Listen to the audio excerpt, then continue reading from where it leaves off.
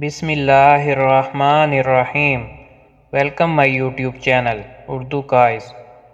आज आप लोगों के जहन का पता चलेगा आप लोग कितने ज़हीन हैं।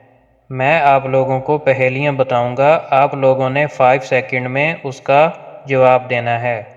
अगर आपने 5 सेकंड से पहले सही गैस कर लिया तो मुझे कमेंट में बताएं और हमारे चैनल को सब्सक्राइब करें।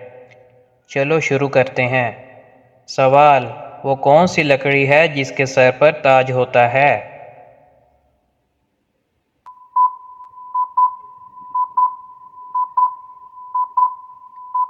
जवाब, लौंग।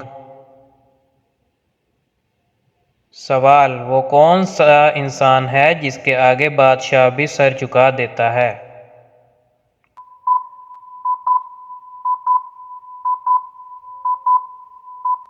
जवाब, हज्जाम।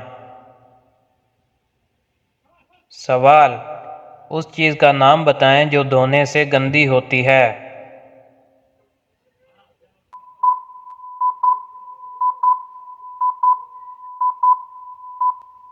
जवाब, पानी। सवाल, वो कौन सा जानवर है जो लोहे की कीलें हजम कर सकता है?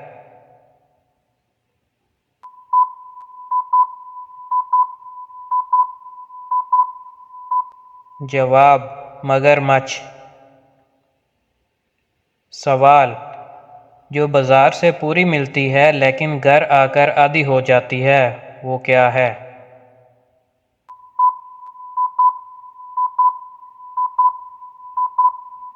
जवाब, बर्फ।